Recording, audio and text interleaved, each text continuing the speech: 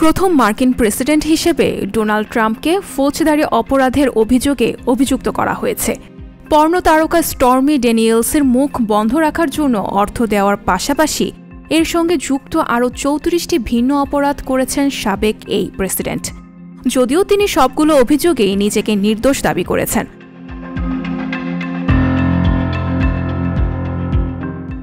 মঙ্গলবার ম্যানহাটনের একটি রাষ্ট্রীয় আদালতে পৌঁছার পর ট্রাম্পকে গ্রেফতার দেখানো হলেও শুনানি শেষে তাকে ছেড়ে দেওয়া হয়।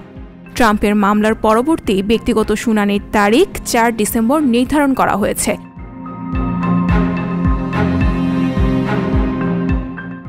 নিউইয়র্ক দণ্ডবিধির ১৭৫ ধারা অনুযায়ী ব্যবসায়িক রেকর্ড জালিয়াতির ৩৪টি অপরাধের অভিযোগ আনা হয়েছে ট্রাম্পের বিরুদ্ধে।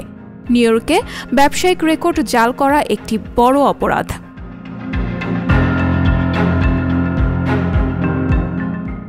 জালিয়াতির এসব অভিযোগ প্রমাণিত হলে প্রতিটি অপরাধের জন্য ৪ বছর ধরে কারাদণ্ডের মুখোমুখি হবেন ডোনাল্ড ট্রাম্প। তবে এসব অভিযোগে বাধ্যতামূলক কারাদণ্ডের কোনো বিধান নেই, এমনকি সব ক্ষেত্রে দোষী সাব্যস্ত হলেও জেলে যেতে হবে না তাকে।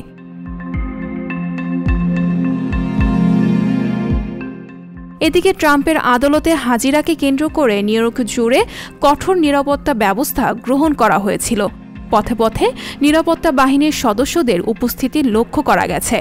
নিয়মিত বিচারের খোঁজ নিয়েছেন বর্তমান প্রেসিডেন্ট জো বাইডেনও।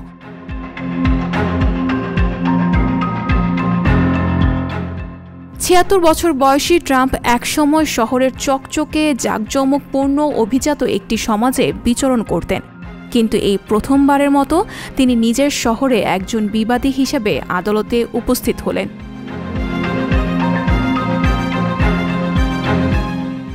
এত কিছুর পরও হোয়াইট হাউস পুনরুদ্ধার করার লড়াইয়ে ২০২৪ সালের প্রেসিডেন্ট নির্বাচনে লড়াইয়ের ঘোষণা দিয়েছেন তিনি। তবে সে পর্যন্ত যেতে হলে তাকে পাড়ি দিতে হবে অনেকটা পথ। সঞ্জিতা শম্পা, আন্তর্জাতিক ডেস্ক। সংবাদ, ফিচার ও অনুষ্ঠানের জন্য ভিজিট করুন সংবাদ প্রকাশের ওয়েবসাইট এবং যুক্ত থাকুন ফেসবুক পেজ ও ইউটিউব চ্যানেলের সঙ্গে।